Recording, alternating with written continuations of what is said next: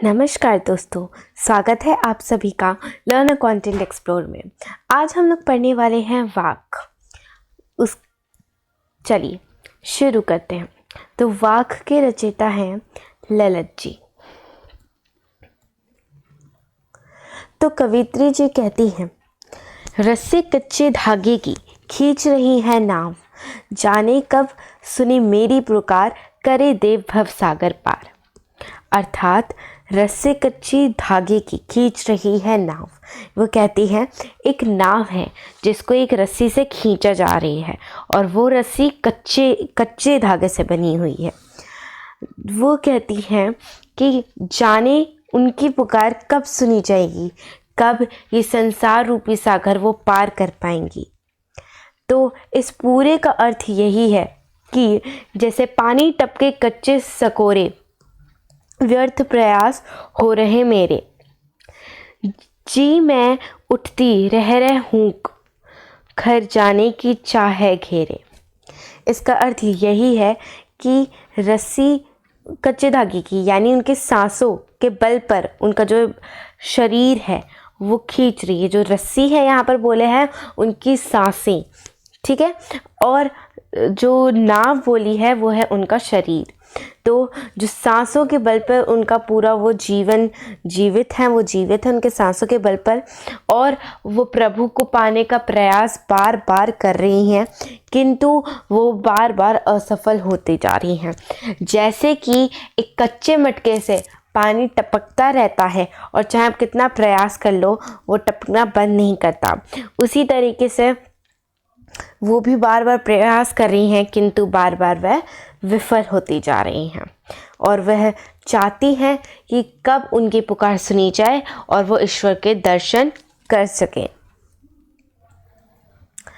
अगला है खा कर कुछ पाएगा नहीं, ना खाकर बनेगा अहंकारी, सम का तभी होगी संभावी, खुलेगी साकाल बंद द्वार की। इसका अर्थ ये है कि खा कर कुछ नहीं पाओगे, मतलब जो मोह माया है इस संसार में, खाने में लगे रहते हैं लोग, है ना, पैसों के पीछे पड़े रहते हैं लोग। तो अगर तुम उसी के पीछे पड़े रहोगे तो तुम्हें कुछ उससे प्राप्त नहीं होगा, ठीक है।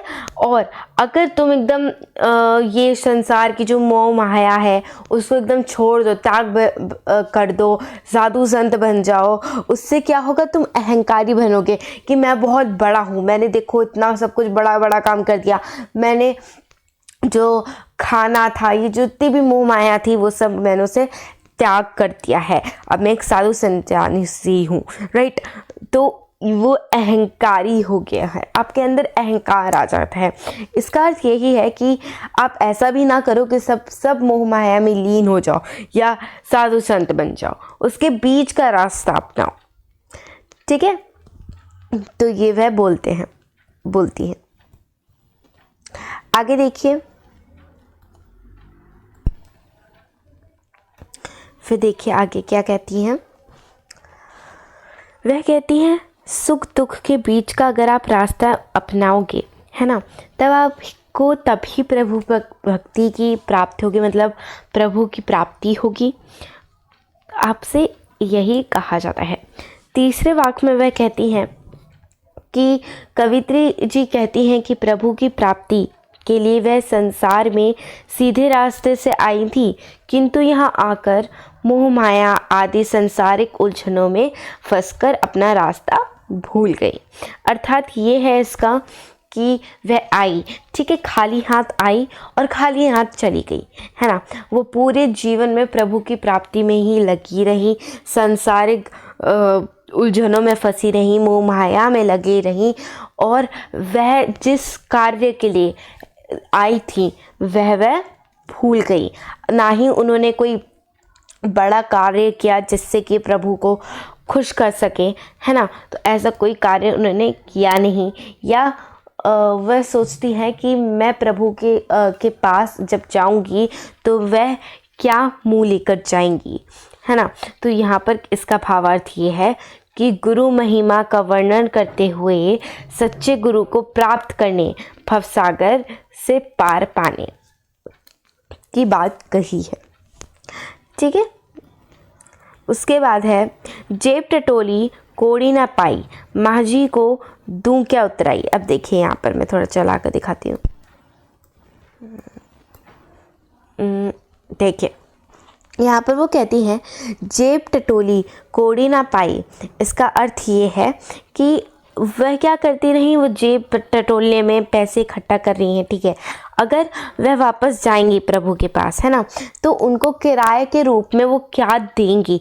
ठीक है, उसकी उतराई में यानी किराए के रूप में प्रभु को वो क्या देंगी, क्योंकि उन्होंने, प्रभु ने क्या किया, उनको जीवन दिया, है ना। माझी किसको कहा गया है, माझी मतलब होता है, देखिए रूपी, देखो उनको ये चिंता सता रही है कि भवसागर से पार, जैसे कि ये जब हम वह संसार छोड़ेंगी तब वो प्रभु रूपी माझी, ठीक है, प्रभु रूपी माझी यानी जैसे किराएदार होता है, उनका एक मालिक होता है जिसको किराया देते हैं, तो वो ही बोल रही है कि प्रभु को जब वो इस संसार को छोड़कर जाएंगे तो प्रभु को वो क्या किराए के रूप में वह क्या देंगी।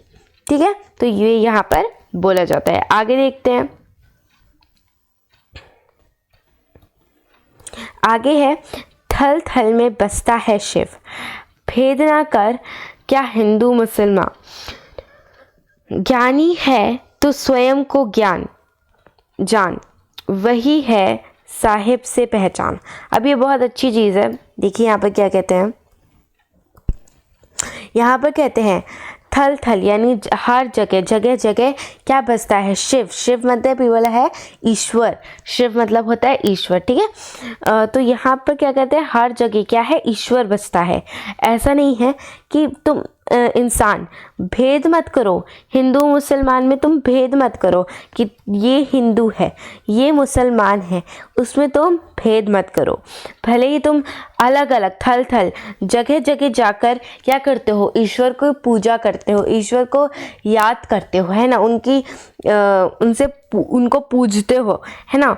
तो वो सब क्यों कर रहे हो, जबकि अगर तुम्हारे असली में ज्ञानी हो तो ये जानो कि तुम्हारे हृदय यानी तुम्हारे दिल में, तुम्हारी आत्मा में ही क्या है, शिव है, अर्थात ईश्वर है।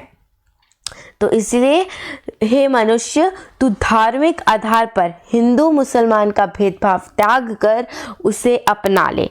ठीक है, ईश्वर को जानने से पहले तू खुद को पहचान, अपने आत्मज्ञान कर। ठीक है, मतलब अपने आप को जानो। ईश्वर को क्या जान रहे हो जब तुम अपने आप को ही नहीं जानते, है ना। इससे प्रभु से पहचान आसान हो जाएगी। ईश्वर ही तो आत्मा रूप में हम सभी में निवास करता है। ठीक है, इसी के साथ हमारी ये जो पूरा वाक्य था वो हो गया है समाप्त। आशा है कि आपको ये पूरा